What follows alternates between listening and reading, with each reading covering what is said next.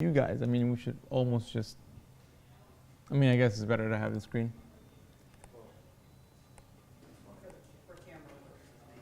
Okay, right. Okay. Let's go back up to here. Let's go back to here.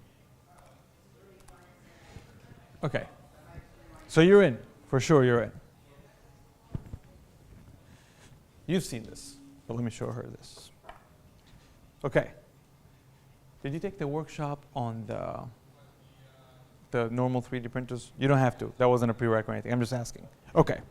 So do you know how the other 3D prints usually look like? No? Give me a second. I will be right back. Take a look at these two. Just get some from my desk. I have right here. I have the octopus. Or the frog.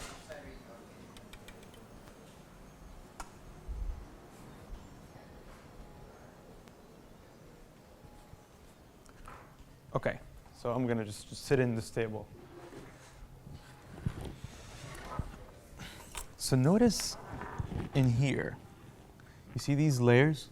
Yeah. You see the layers that you see on there? Yep. Those layers happen because those 3D printers, or the FDM 3D printers, the way they would print is literally they melt the spool of plastic and build layer by layer by layer, which this printer does as well.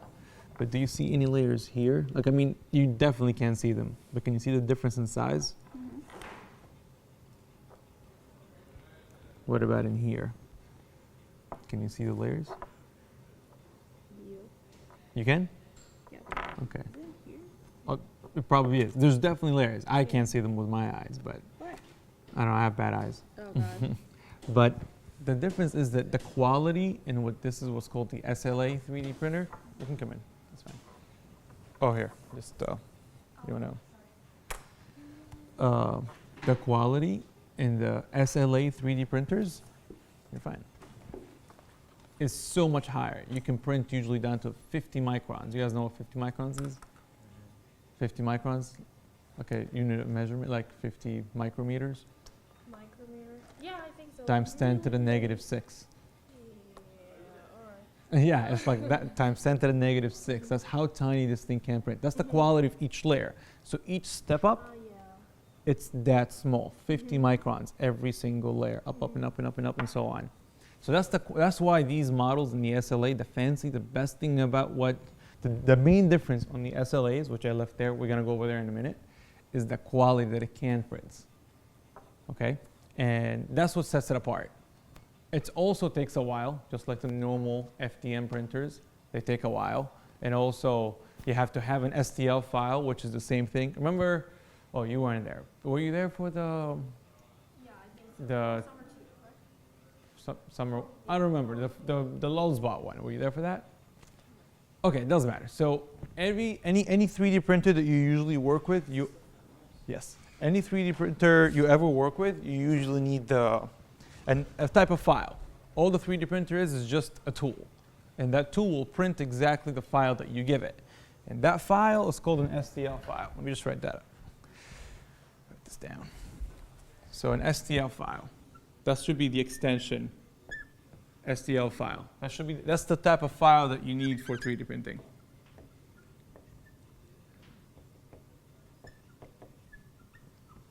Without an STL file, you cannot 3D print. And where you get an STL file is from softwares like Fusion 360, SolidWorks, all these different type of softwares is where you would get an STL file. And this should sound familiar if you guys have dealt with other 3D printers, because whether it's an SLA, Formlabs, or any brand of 3D printing, the international file that everybody almost uses is an STL. There's other files, like .obj, an object file, is also used, but the main go-to is an STL file.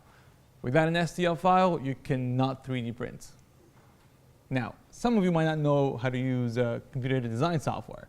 Like if you need to Fusion 360 or if you need to use SolidWorks, that takes time in itself. So what do you do in that case? There's a huge open source library called Thingiverse.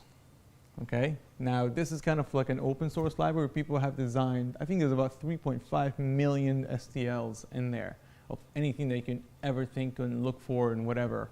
So this is a huge resource. If you ever need something to 3D print, you can find phone case. I mean, someone give me something. I don't know. Just tell me something. Whatever you think you might want 3D prints. Let's try the helmet of Iron Man. Let's see Iron Man helmet. Let me just. Let's see if the paper. Let me see. Just put. Here we go. That's it. All the parts, components, and they usually explain to you how to put it together. You know, there's original files here. You know, and you can just download the files straight from. These are all the components, and you can 3D print this guy. So, and that's all free of charge. There's never, you know, it's all the stuff is free of charge. So let me write clearly so you guys can. So this is the. If you don't know how to use CAD, this is where you get your files from. That's kind of like you go to. There's other websites. This thing, there's an I and then verse. Thingiverse. So it's kind of like the go-to spot. There's pretty much anything you can ever think of, anything that you'd ever need, it's in there. Okay, so once you go into there, the way you don't need to have an account, you need to register. You could have an account so you can save what you downloaded before if you ever want to look for it. But if not, all you got to do, see one of those files and just click on it. Once you click on it, it right away starts downloading. It's that straightforward. I've used it many, many, many times. Whenever you don't have to design something, don't. If it's out there already, just reuse. Someone already did the hard work. You know, just use the goods. You don't have to recreate the wheel. So that's a huge resource. Now, the main thing when it comes to 3D printing is the slicer. And if you guys ever use a 3D printer, usually FDMs, you've heard of Cura before. Cura is kind of like the slicer that we use for most 3D printers. Most open source 3D printers would use Cura, which is created by Ultimaker. Now, when you get into specialty 3D printers, they usually have their own software. So like we have the carbon fiber 3D printer out there that has its own slicing software created by themselves. This is a specialty 3D printer. The Formlabs, which is the name of the company that created the Form 2, created their own slicing software. And just so you know a little bit about the difference between them, between the FDM and SLA. FDM, when you hear FDM, all that means is the normal plastic extruding 3D printers. SLA is this stuff, the stuff that creates the super high quality, super special detail type of prints. And the way it works is the way it's actually printing is completely different. It prints the objects upside down. So let me borrow this guy right here. So the way it printed this guy, it would be upside down, because usually the beds on normal 3D printers is at the bottom, and it will print the part from the bottom up. In this case, it also prints it from the bottom up, but it's upside down. You will see on the printer, the bed is actually on the top, and the bed comes down into the pool, and it starts building layer by layer by layer, which helps a lot when it comes to overhang. Just think about it, if you're building layer by layer, there's no real overhang. You want to always minimize your cross-sectional area, which we're going to speak about that in a minute, but it's printing upside down, and the way it's printing, it's literally, there's a laser, so there's like a resin. So there's no plastic as in an actual hard spool of plastic. You literally use a liquid, a tank of liquid. We're going to walk to the printer in a minute after I can show you a couple things here. I'm going to show you the parts on the printer. But there's a tank that literally just puts all the resin. It's a liquid resin. What makes this part, this was liquid. And it gets centered with a laser. And the laser traces that first layer, just traces the entire line, solidifying that area. After it's done with one layer, the bed comes up. There's like a little, almost like a sweeper, moves some of the, all the extra resin, and then the thing comes down again. And it keeps doing that. And that's how it keeps printing layer by layer. And on their website, they have a really cool animation that I figured I'd just show you guys. It's like a second clip of kind of how this works. So this is, here, let's see, it's going to start over now. So you see how the laser there's a couple mirrors sending it up, and then that's the bed, and it just goes around solidifying this resin as the bed goes up. And it's exactly how the machine prints. So laser shoots out, touches the liquid, and it solidifies it. That's exactly how this works. which is why I will show you guys a couple things on the bottom that needs to be really clear. Like you cannot, there's a little film that you cannot scratch. If you scratch it, when the laser touches that edge, the laser will either split or refract and so on. And that's why you always have to be very cautious of that bottom. And that's why you can create such fine detail. Yes? Liquid? This was liquid, yes. I mean, that laser, right? That's a laser. But how can you find, like, how can the laser control the liquid? So what happens is the bottom of the print, maybe I should just bring it. The bottom of the print layer is clear. Clear. So you know what? Let's step a minute to the printer, since there's just 4 of us. Do you guys mind if we step over here for a second? So okay, that's the liquid, and the bottom of this tray is clear. This bottom of the tray is clear, and then the top of, there's like this whole enclosure at the top, it's also clear. And the laser gets mirrored through all the way till it touch, and the mirrors start moving, creating the first layer of whatever your design looks like, solidifying that design. This is the bed right here.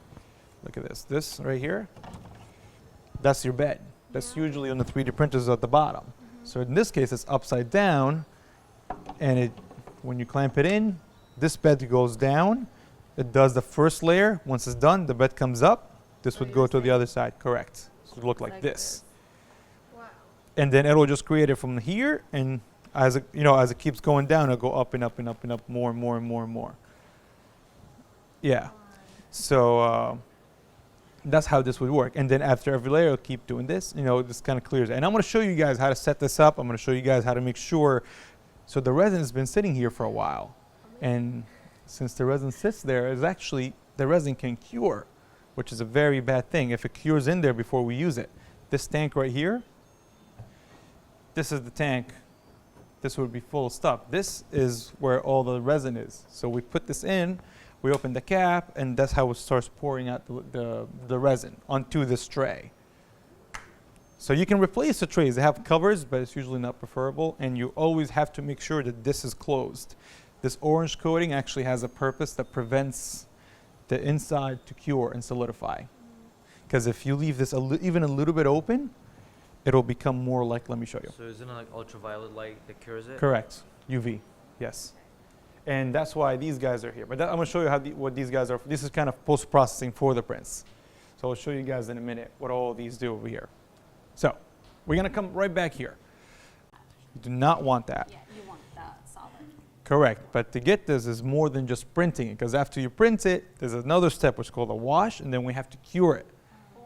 It's not just print and you're done, which is different. Okay? But again, this is also flexible. What we have in there is flexible resin.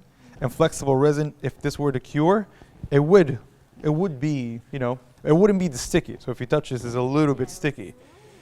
Yeah, it won't hurt you or anything. You see, so after you wash it and you cure it, it wouldn't be the sticky. It would actually be, it would feel almost like this, but it would be flexible. So there's 2 ways to cure them, to make them solid or bendable. No, that depends on the resin. The resin. The liquid that we have different liquids. So some of the liquids have a purpose of being high temperature. So you can put it up to really high temperature and it'll be okay. Others are flexible. That's their unique thing. Others are medical grade stuff. Others are high impact. So you can hit them with a hammer and they'll be okay. So there's a lot of different specialties to these resins. Yeah. We have that actually here. Yeah, we do. So there you go. So So still, before we get to the step onto the actual 3D printer, now that you have a better idea how this works, now they have a better idea of how this works, let's talk about the slicing part, and then we'll talk a little more in depth about this as we're in front of the printer. So the slicing part is just like any other slicer on any type of 3D printer. Some different names, but it's pretty much the same way. You have to import a file. So we just brought in this file. Here, let me just bring in any STL that we want to download. Here, let's just grab anything. Let's grab this guy right here. Oop.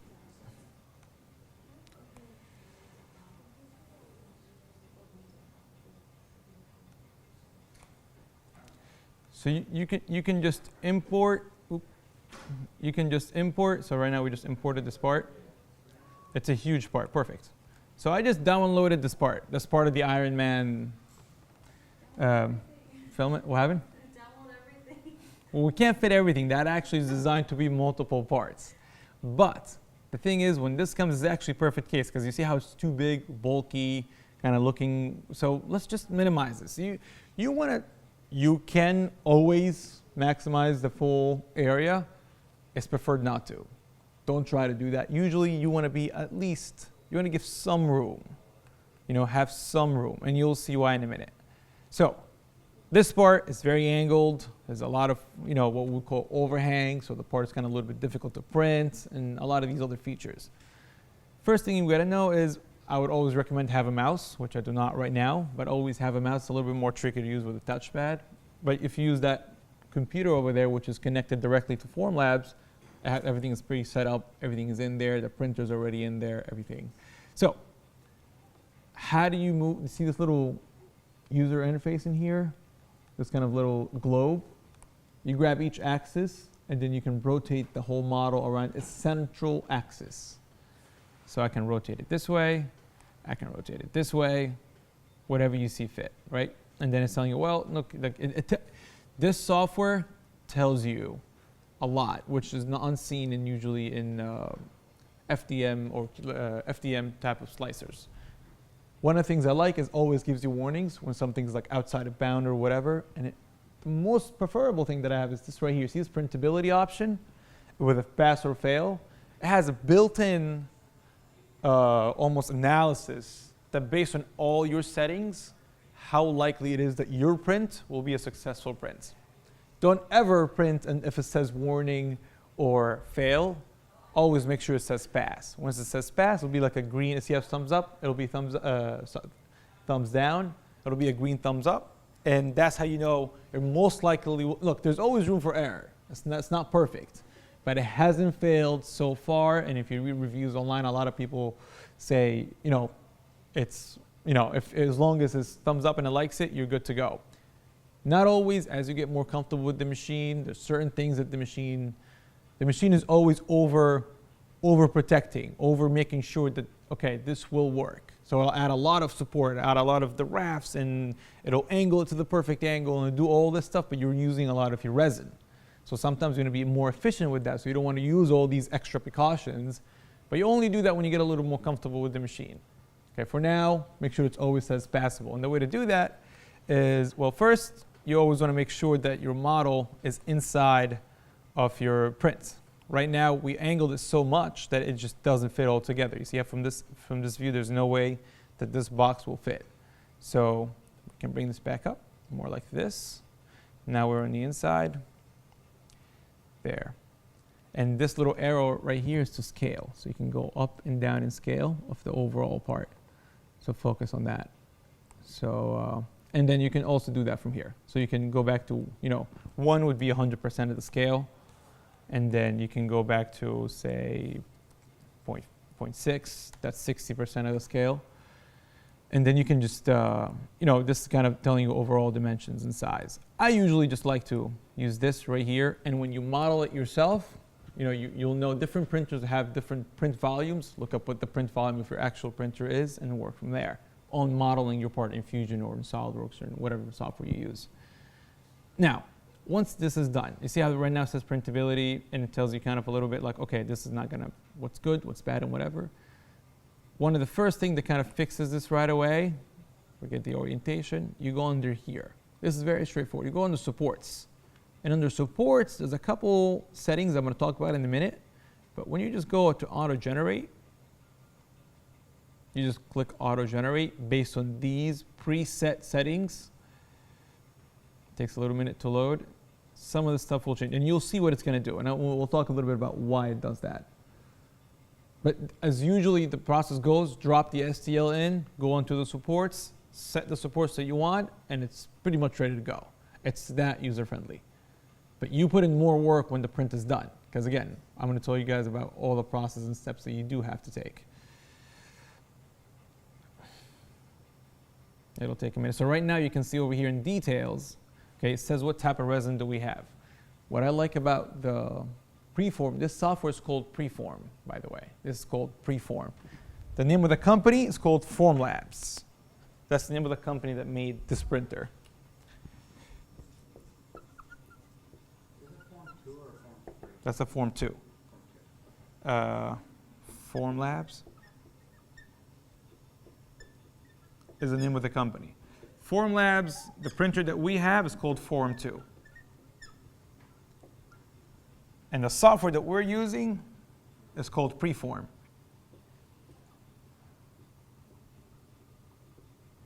In Formlabs, when they actually slice something, you usually need a connected printer.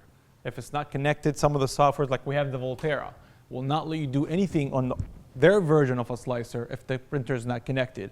And here, they will give you a virtual printer. They'll give you the print envelope, what type of resin you're going to use, and so on. Right now, in this version, we have the Form 3. They recently just came up with a Form 3, which is a new SLA 3D printer. And then they say, okay, the resin you have is just a black. They have just black resin, which is a black colored resin. And then this right here tells you the layer height that we're using is 0.1 millimeter or 100 microns. And you'll see print time, it doesn't tell you yet, it's still calculating, but it tells you how many layers we have. We have 1,159 layers. And the volume that we'll be using out of that liquid, you can see it over there on your right, is 51.5 milliliters. So each one of those resin tanks has about a liter worth of resin. So you want to be as efficient as possible. So it's done. You see all this structure that just built all around it. We're going to talk about that in a minute once it's done calculating our printability. So the way this 3D printer prints, Mm-hmm. does it have like always 100% infill? No, you can actually, no, not always 100% infill. You can control that as well. You can control that as well. And we're going to go through that. Good question. Yeah.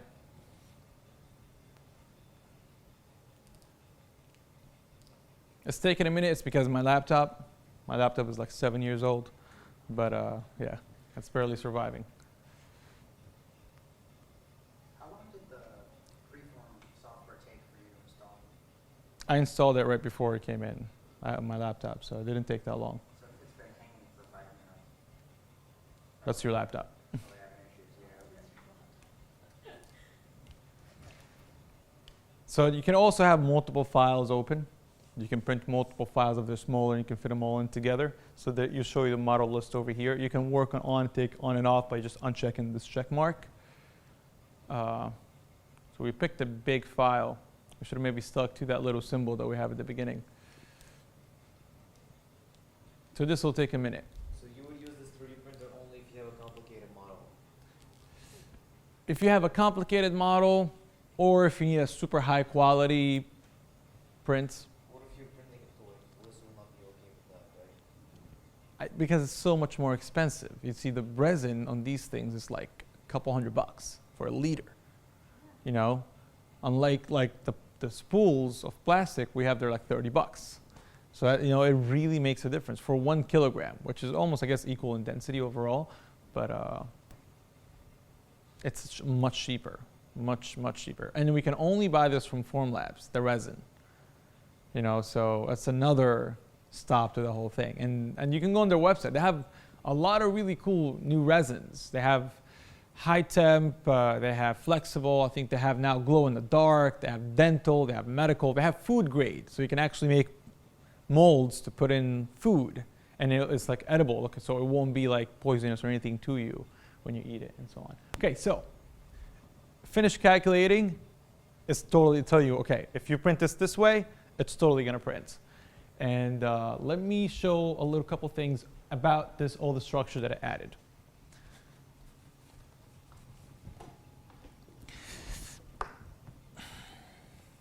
Okay. So let me see if I remember how to control this thing with the mouse.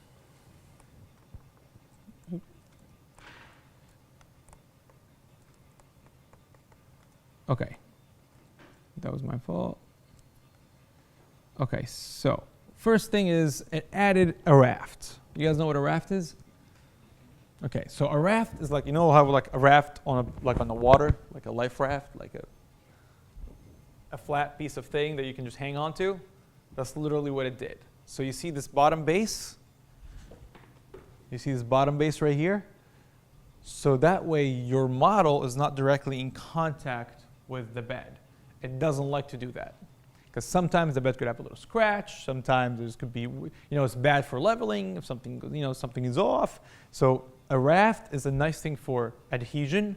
One, because second, if you only have this little section, this is a curved part, which means only one section of it would be actually touching the bed. And if it's only one part touching the bed, this thing is moving backwards and forwards. It's not solidifying yet, so it's actually soft as everything is moving. It could just peel off and it could fall, and the printer wouldn't know that it fell.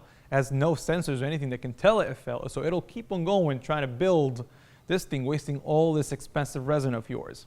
So what you do with a raft is you have this entire first flat base to make sure that your part is going to get stuck onto the bed.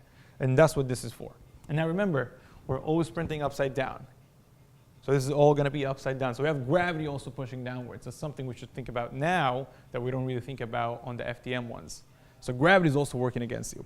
And then it has, after here, your part is never really still touching down because we want as much grip as possible onto the bed. So from the raft, we have all these beams looking like things sticking up, right? Like construction beams. And these construction beams are going straight up from all around. Let me show you if I can move this a little bit. Oh, come on. Okay, so you see down here, all these little beams coming up and just literally touching it, adhered onto the model. And then now you have all this grip holding this part down. Now I know this is not going to go anywhere. And this also likes to do, so because sometimes people would like to keep these beams on with the model. Sometimes people want this as a sculpture, like the heart. The heart had a stand-up beam. I think somebody dropped it, somebody broke it, but it's all right. So it actually had its own standing beam. And what these do is, again, they're just for adhesion and make sure that this thing doesn't wobble, doesn't move if all this is happening, and it's getting stuck down to the bed. So you can control, you see how much of this is? There's so much safety all around.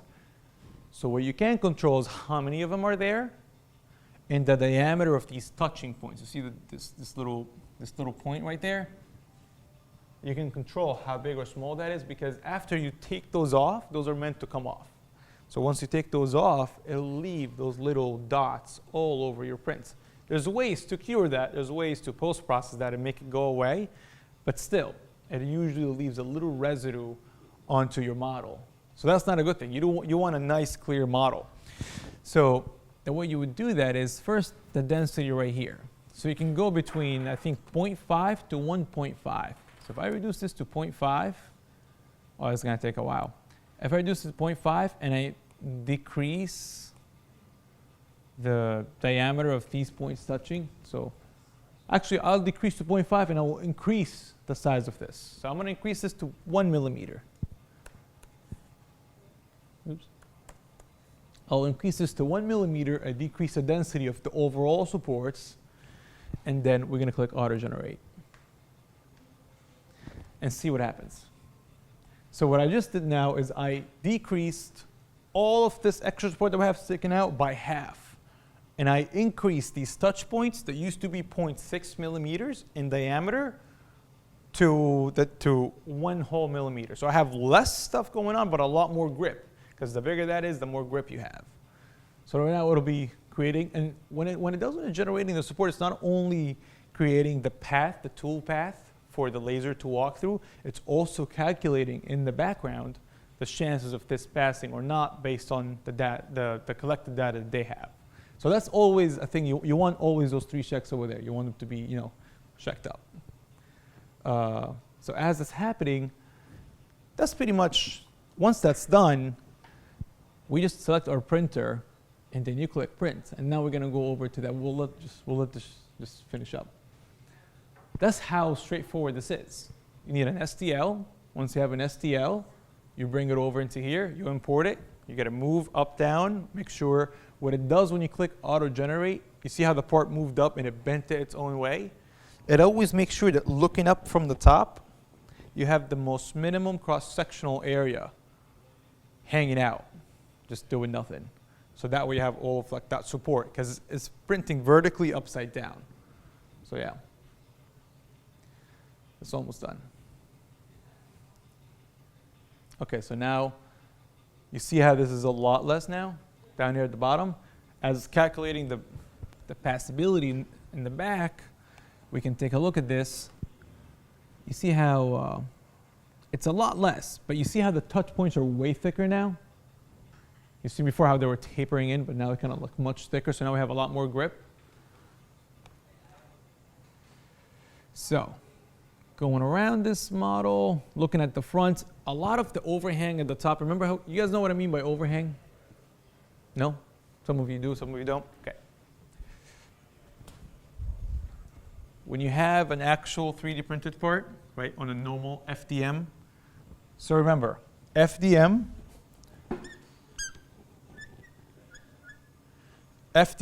is a standard normal 3D printer. FDM means there's filaments.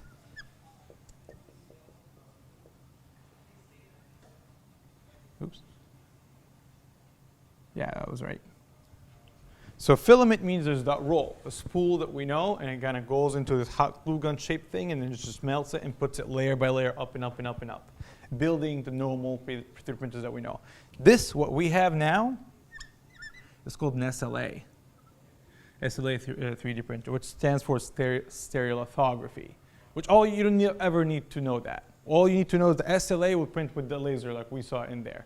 That laser that moves like I showed you guys earlier. Did you guys take a look at that, Ian? Were you here for that? Okay, let me just show you that clip real quick. I think it's important for you to kind of see. So this is kind of how the Formlabs work. It's kind of a laser that goes different mirrors, and then it gets moved, creating layer by layer that model that you're building slowly and slowly. So SLA means there's resin. And resin is liquid.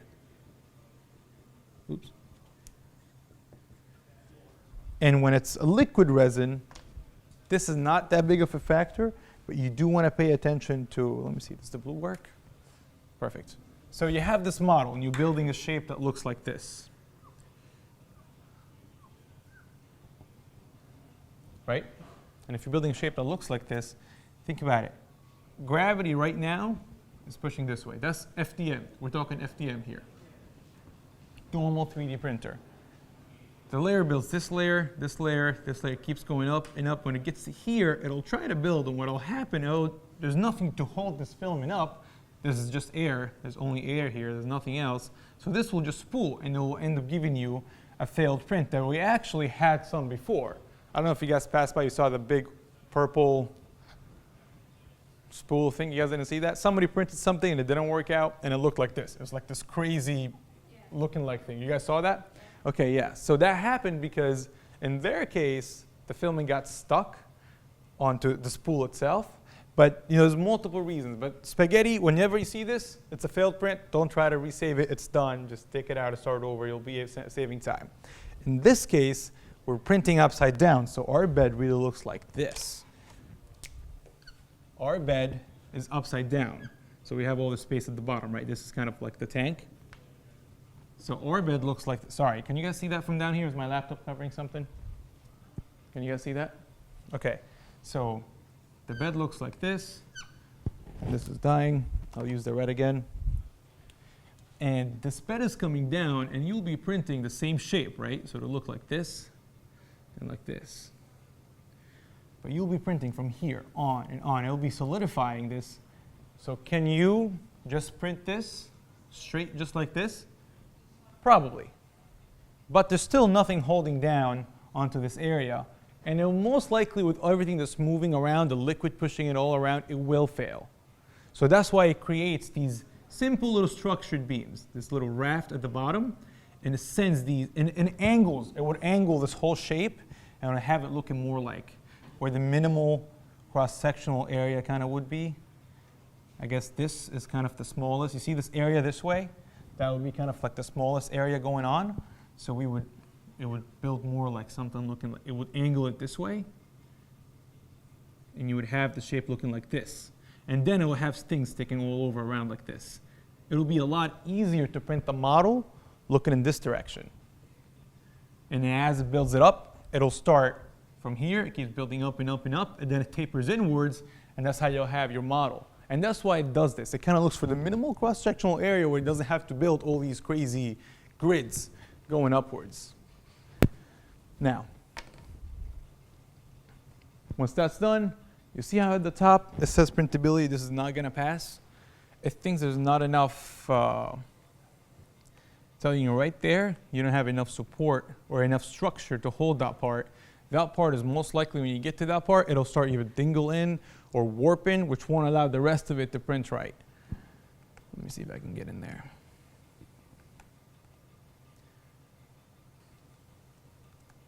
So when you first upload the part to the slicer, does it like insert the file Mm-hmm. the right way that not fusion, that what's that called, the preform thinks is the best way to 3D print it? That's right.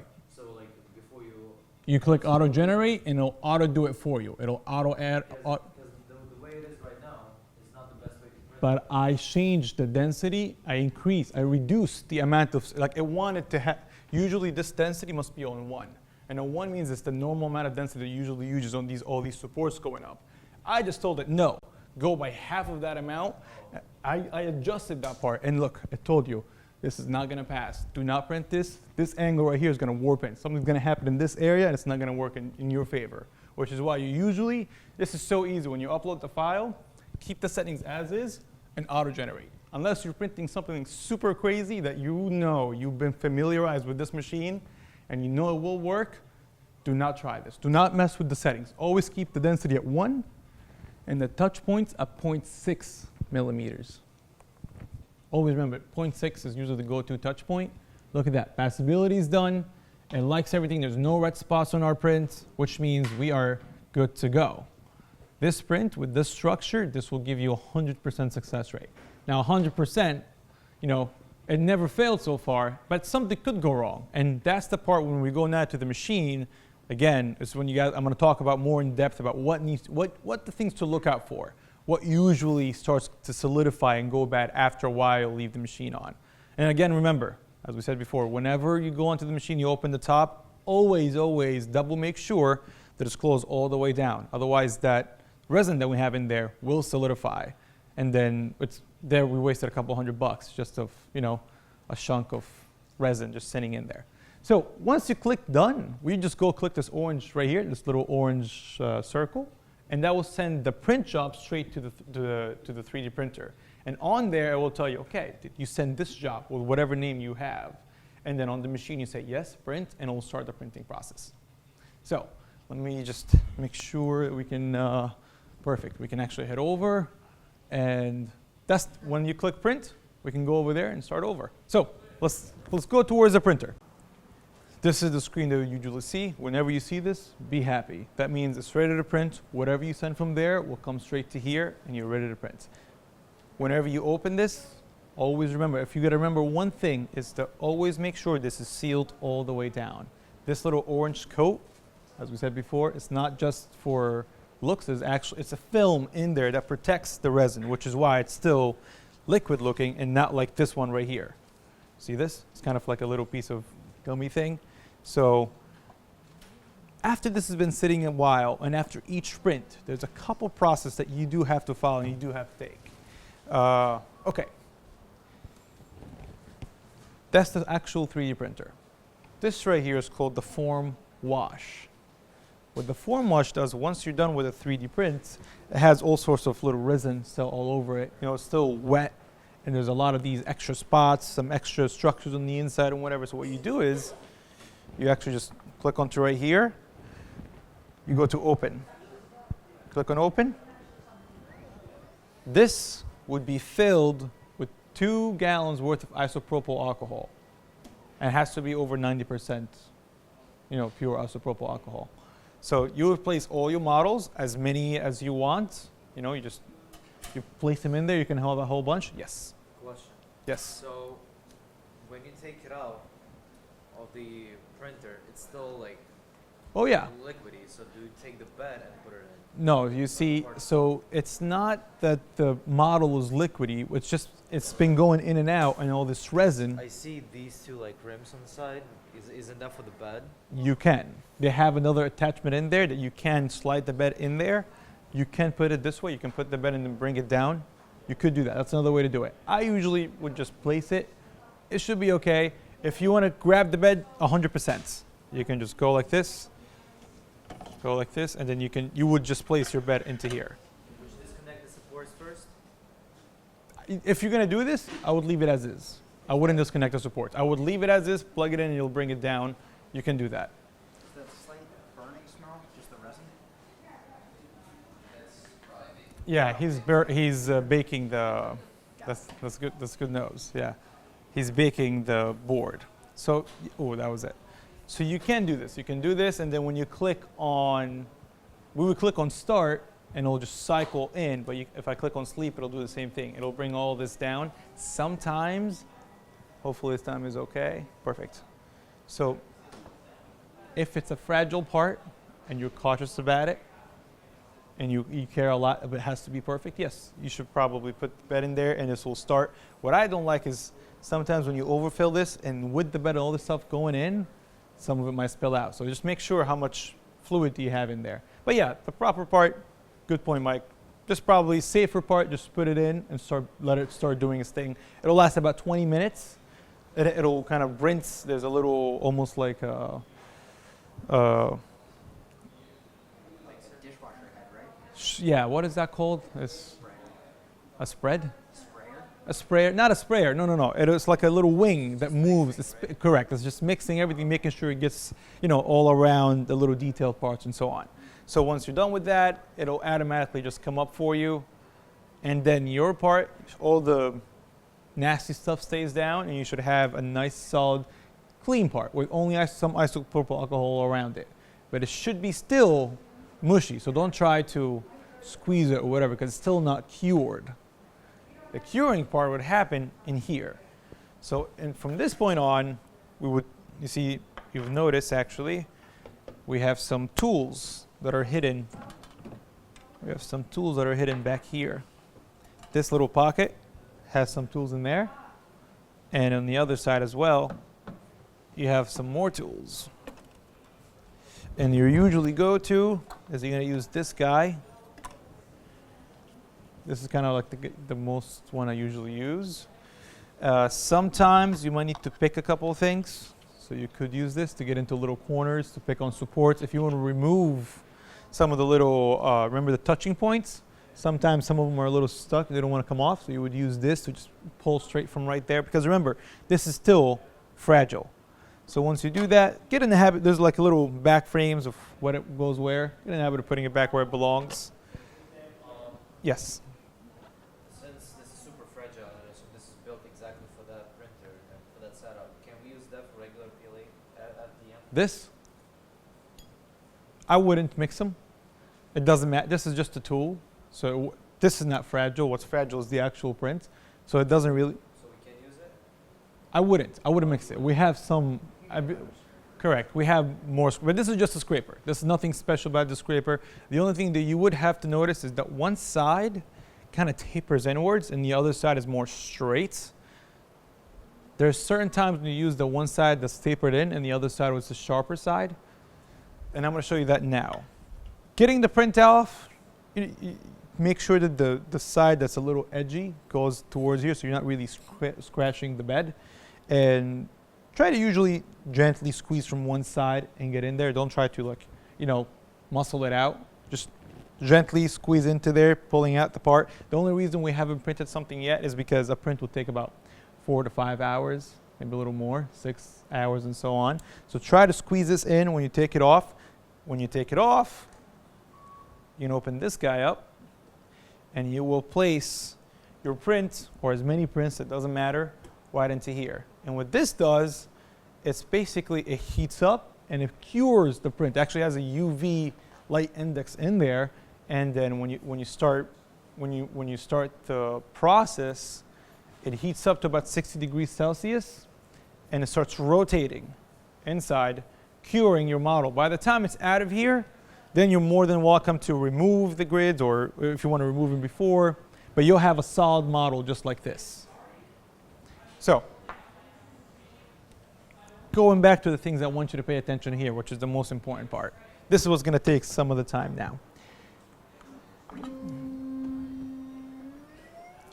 After every print, always, always, always make sure that your bed has been cleared. We had a couple, I think 4 or 5 prints so far. You can see the bed has a couple scratches maybe, but you know, it's clean and clear. If there's anything on this print because of the quality that we're printing at, that will cause problems. Any little smidge on any little scratch will create a problem in the layers. You'll survive. You know, it's not like if you have a scratch to throw out the bed. You know, this will be okay for a while. But try to keep it as clean and try to be as tedious as possible when it comes to this. Now, another thing that I'm going to need you guys to get a little bit closer. I'm going to get a piece of paper. Of course.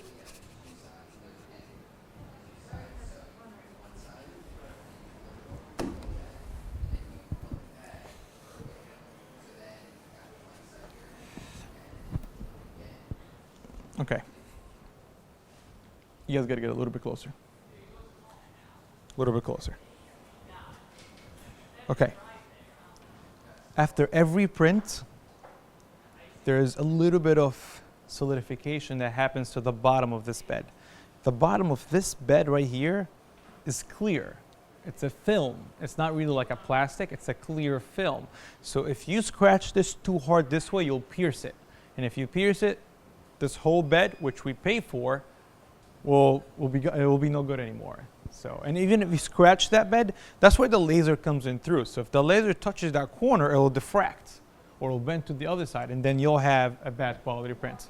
And it'll probably cause, after a while, you'll notice some shadow, like a white shadow building up in certain spots. Try to move your print on the actual, like on the actual preform. So let me just, so you can see our printer, so they generate auto names, and our printer is called Lucky Donkey. That's our printer. And when you click on it, it tells you, okay, you have flexible resin, you have flexible V2, that's the cartridge name.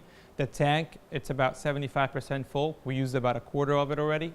And the status is idling, so it's ready to print something. So you can move your model around here based on when you look at your bed. You know this goes this way. And this bed will be facing you. If you notice, actually another thing I didn't say over there, if you guys can look over here for a second. Let me see. You notice how the front is facing you? It tells you where is the front of the bed. So when you print this upside down, you'll know which way is actually the front facing you. And then from there, you can kind of coordinate and move around this shallow area. If you guys can get close now, I'm going to move this, and I want you guys to see something. You see that bottom base right there, that clear base? You guys can get closer. You see that clear base at the bottom? That clear base right now looks perfectly okay. There's no scratches, no white shadow. There's nothing really going on. You see all of that? Sometimes there will be like a thick piece of stuff just stuck onto there. So what you do is you make sure you look at this. Which side is it's the unsharp. There's a side that's a little bit kind of tapered in. And then you never want to go directly like this. You want to go more like, and you never want to go this way. You kind of want to pull it in your direction. And you can just kind of go around, making sure that you see every time you go after it, it's nice and clear. You see that little white shadow right there? That means maybe we've been printing, okay, it's a little bit gone now, but sometimes it gets just stuck onto that film at the bottom, and that will cause trouble as you're printing. So you usually want to avoid that spot, and that's how you make one of these trays last a little more. So we come to the other side. Right now I cleaned it the last time I used it. If you leave it, it will get a lot worse. So get in the habit of cleaning the print after every single time you print. Just go like this after you're done and took your part out. Just go like this at the bottom. Make sure you shake it. Make sure there's nothing, no spots, no fixed parts. And keep in mind that this is a resin and it's liquid and it likes to get all over the place. So when you're doing this, always have a piece of paper around you. Don't bring this out to the paper, bring the paper to you. Make sure you get a resin back in there. Don't just wipe it all out. It is expensive resin. And just kind of go like this, you know? And then once you're done, just kind of fold it onto itself. And make sure you clean this too. Because the more you keep your stuff clean, I promise the longer everything will last you. You don't have to go crazy. You can get a little coat of isopropyl alcohol or some, you know, something to just clear this guy. You don't want this to be, because you are using this for here, using this for the bed, so you always want to make this as clean as possible. Can I just, after you do that, like, can I just like slide it a little bit, like on here, or no? Can you slide this up here? Yeah. Like You could. You don't really need to because material is always going to go over that. What this does is like, you know, like the windshield wiper on your car. This is literally what it does. It's clearing for every single layer. So when the bed comes on, there's no residue going on top. So, was that your question? no, it's like, you know how is it like don't waste the And residue you like hitting it all the because it's expensive. Right. So like when you're wiping it, like after you do that, can I just like wipe? it Sure. over Oh, the sure. I see what you mean. So you Yeah, get some of the stuff onto it. Yeah, That's a yeah. great idea. So she's saying once you guys you have some of the stuff in here, use this edge to wipe the stuff. That's a great idea. 100%. 100%. Thank you. Let me get in there. Okay. So you're wiping this up first. So the process would be, what happened? Oh no, I was like, So the process would be the print is done. This would come up. This is closed. This will say print done. You will lift this up. There's a little latch up here. Make sure you open this latch. Okay? When you open the latch, it's not gonna fall down, but I wouldn't just open it, you know, and leave it hanging. I like to be extra cautious. You open it, you make sure it's kind of, don't push it, you know, you'll know the limit. Pull up straight, and then when you pull up, try to be a little bit careful because sometimes it leaks. It starts right away leaking. So try to keep the edge like this, and when you're peeling, you can maybe try to push the stuff off or wipe it off at this point. Just make sure you don't scratch this too much, and then you either peel, or if you don't want to peel, you would just raise this up and right away just put this straight onto here. Okay? That's what I would do. You could just try to place it in there like this. I wouldn't. Follow the process. You know, just make it come up. Make sure it's cautious because when it comes, you know, just take precaution. There's a lot of shortcuts that you could take, but it'll probably cause an error somewhere. Take precautions. So you put this right here. you're saying they don't dip the bed, basically. I wouldn't just put it in there. I would make this come up. I would make this come up. Yeah, and you see when this is pushed back, by the way, this likes to be this way because it uses kind of gravity to come up and down. So if you push it all the way back, it's not going to come up or down. Then after you kind of clear most of it, if you don't want to peel it off, you would just go, put it right there, click close, and it'll kind of wash itself down. Okay, that's what I would do. Like, don't try to just open it, dip it in there, you know, to save a couple seconds.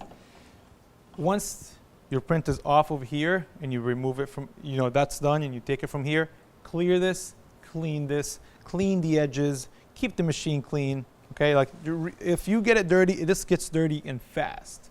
Messing with liquids, it really gets all over the place. And the parts that don't really cure well, as you guys can see, still has some stuff on it. You know, like this would probably get thrown in the cure, so it doesn't have all this stickiness going on to it. So, once that's done, you make sure there's no hard pieces onto there. Move this around. Looks okay. That means this, you close it. And when you close it, always make sure it's nice and sealed. One more detail I forgot to mention. When you guys start the print, not 100% necessary, but very recommended. This cap right here, click the open so air is flowing through. So if it needs more, you know, more would come down. So keep this little cap open. And when you're done, just close it. Can you guys see that? Everybody see that? So how does it know that it needs more resin? It has a level in there. So it has The resin would come from here. When you first put a new resin, you see it literally pouring in, which takes about 15 to 20 minutes. When you have a new resin with a fresh tank and you place it in, it kind of pierces the bottom almost. And yeah. So when you have a new, like all the resin comes out, right? You have no more resin, and you want to clean the bed, the bottom one. Can you take it off and clean it, and then Yes. and then If put a you're new done, resin in? Yes, you can. But Another question is, what if you want to use a different material right now? Yeah. Yeah. How do you switch that? So this little wiper right here, you can pull out gently, and then you see this thing comes off. Okay. There's like a little pull mechanism. Once that comes off, I don't want to do it now, but this whole thing is now in the air. So you can pick this up and put something else, like a different bed in there. And these beds or trays come with a little black seal on the top that looks like almost like a little plastic container that wraps around. That black seal, as you can see, this is the orange film. So it's correct. So with the black top, you can store it somewhere. They say it should be fine. Do Like we have more beds? Do we have one more bed. Do you dedicate a bed per material, basically? You could, Okay. yeah. Alternatively, Or you should. just clean it. Some people, they say you can, some people online have done, the company doesn't recommend this, that you just pour all this resin into like a dark container and then seal it airtight, put it somewhere away from the sun and whatever, and it should be okay. You know, you can just contain, you can't put it back into the tank. Pushed into the bottom. So. Correct. So like you wouldn't do that. And there's also a limit where you can see right here, you see this little line that says film, like the fluid must be up to this line. You can clearly see that it's exactly right onto there. And as it needs more, it adds more. So, on its own. So, when you bring this down, do me a favor, just push it from the top gently right here. So, print is ready. It likes what it has. It's clean. We can print something now. One more setting that you guys should be very familiar with, whenever you move the machine, you should never need to do this if you do not move the machine, but when you do move the machine, under this little sorry about that. Okay, so under the print, your printer, you click on that printer logo, you scroll down to settings, under settings, what did I click? Calibrate. Yes. I have stuff on my finger.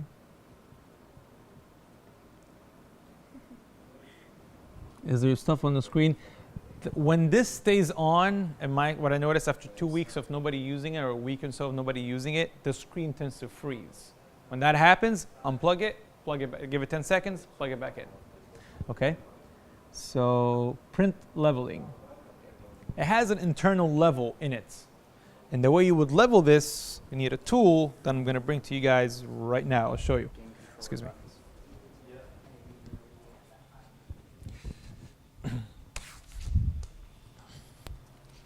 So this is what you need as the final step to, you will do this at the beginning. You will never print until the print, it won't let you print if the print is not level. It'll say print not level. So these guys are what you guys use to level the bed. If you notice under the machine, there's little like almost 4 little stands that are like hexes screws almost that are standing at the bottom holding the machine up. Can you guys see those? So you place this right along, you'll find one of the corners there. And you can place the other one on the other side, and you can rotate this and you'll see the bubble moving. You guys see that? If I lift this machine, Oh, yeah.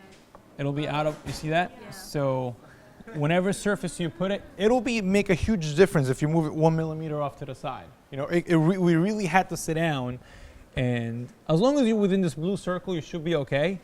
I like to just, make it almost exactly in the center, but as long as it's within the blue, it says printer is level. That's all it needs. That's all the accuracy it would need. And then you can rotate inwards and outwards and so on, and you'll see it moving as you're turning until you find the sweet spot. So let me turn this back this way. Let me see if we can just pull it out. Okay, and you have 2 of them, so you can do 2 sides at once if you need to. You can control that. So you just slide this through the little hex screw at the bottom. You turn this way and the other way in order for you to level this. As long as within the blue, it's happy. The more level it is, the better off you are. And this is all internet-based, so I can monitor what's being printed from my phone. I can send a print from anywhere as long as I can log in into the portal. And you can see over there, this computer is already set up. It has Lucky Donkey, and then you can just put whatever file you want. When you click into print, it'll go straight to there.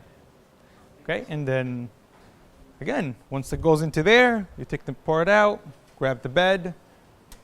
I would unclamp the bed. You place it into here.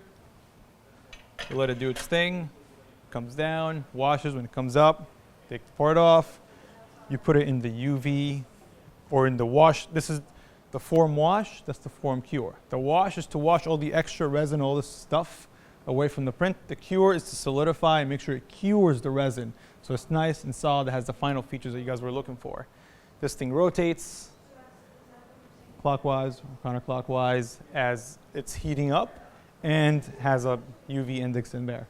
And then once that's done, your print is done. You just, as this is happening, you clear that bed and you're ready for your next print. So if you're gonna remember anything, STL, auto generate, you want your support density at 1 millimeter, at 1, and you want your touching points to be at 0.6 millimeters. Always make sure this is level and this is level. Make sure that everything is clean, no residue onto the bottom of this clear plate. Don't scratch or pierce the bottom film on this. When that's done, put this onto here, let it wash. As it's washing, make sure you clear all the edges. Then when that's done, 20 minutes later, put it in the, take it off the bed, put it onto the UV, let it cure, clean the bed, put it back. Make sure this is nice and sealed, always, 100%. Like don't, when in doubt, just when you're done, I make it a habit. I just always make sure pushing down on it. And then you're ready to your next sprint, you know? And that's it. That's all there is to this. Where will you find everything you need? Like We usually have it in the back, but this setup stays here. You can just go in there and print, and this will, everything that you need to print will be in here. You don't need this as long as you don't move the machine. These will not be necessary, but even if you need them, they're in the back.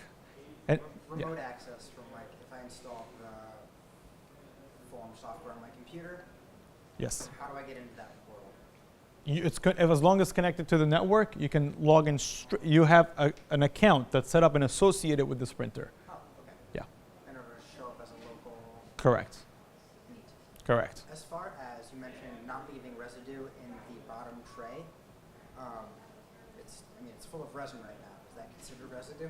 No, the residue is solid parts. You see when I did this before, or like when we moved this guy? So by moving this guy, you see how it's nice and clear at the bottom? There's no thick pieces sticking to the bottom. Yeah. Or even when you grab this guy and you go this way. Yeah. You go like this, you see how it's nice and clear? Sometimes when you do this, you'll see a solid spot that is pushing against you, and it'll go above it. Okay. That part is the one that you kind of have to figure your way out to, like, just gently take it off. And Most then things should come up without much force. it should not, yeah. And never try to get in there, because you'll pierce this layer at the bottom. It's not a solid piece of plastic, it's just a film. So this film is what allows the laser to go through, and if anything happens to that film, your print will fail. And sometimes this gets foggy, as I said. When it gets foggy, know the spot that's foggy and move it in the bed to whatever you need to print. Make sure there's nothing critical in that spot. That would be the workaround. And I like the trick that she said, just kind of do this. It looks better, I think. I mean, you are sticking through, and the tip is touching the inside again. But I like the idea. Yeah, it was good. That's a good idea. That's a really good idea. Okay. So, any more questions about anything? Yeah, let's do it. Let's do it. We don't We have should. alcohol. What? The isopropyl alcohol. Actually, this too, an added feature. This comes with a hands-on kit that I can show you guys that you can actually use all this for. Like a hands-on kit where you can wash it yourself. Like it has a little thing where you can pull it. Like this here is if sometimes let's do this. So sometimes, let's say the part is not really working out that great for you and it's not cleaning, it has little parts. You can just stick it in there and you can just sometimes, kind of move it. It's like a fryer. And in there, I actually have the hands-on one. It has a baby version of this. I can pull it out. Actually, I'll show you guys. I'll take it out. And it has all these kits to do this by hand, because this and this are an addition. Those costs, this doesn't come with the machine. It's a different purchase. And the way you would cure this, the way you'd use the UV, believe it or not, you just put it outdoor, like, by a window, and just let it sit. Okay, I'm thinking like they've already had you buy this very expensive machine. And This you is buy separate. some more. Okay, so they're not This- strictly necessary. They're just helpful. Oh yeah, well, they speed up the process, and you see this cures all around. When you put the sun is coming from one direction, so you'll see the one thing solid on one side, but the other side is all wobbly and whatever. Right. So yeah, let me show you guys that thing, and then here, look, 1 second, I'll be right back. You guys want to just regroup, and we're done. After that, we're done.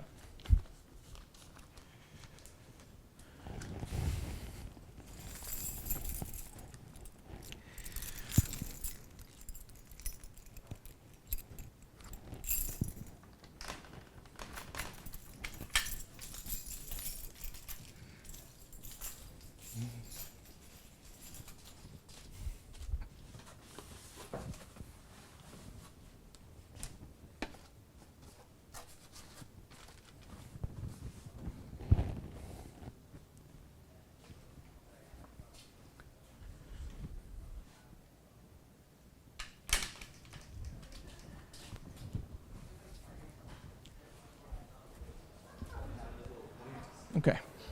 You guys want to come in here and show this thing real quick? 16 hours without break. All day, yeah. Sometimes 3 days in a row. So this is the finish up kit that comes with the machine. Let me, I don't want to destroy the whole thing. Here, let me take the top kit out first. Why didn't we get Form 3? Because Form 3 came out after we ordered the Form 2. It's a new... Okay. The Form 2 is an amazing machine. Yeah, I mean, I think the only difference between the two of them is a little bit of volume, but other than that is... Some automation stuff. What? Maybe like automation stuff. Let's do a couple more things automatically. I don't think so. I think it's Bigger. just, I think it's just, like, look at the new Ultimakers. They're just going, I mean, now I guess they have more updates. But yeah, usually the prints after a while. 3L is $10,000. Oh my god. That the 3L one, that's the huge one. It's 10K. Yeah, look at You should that. have got this instead of. No. 10,000. Okay.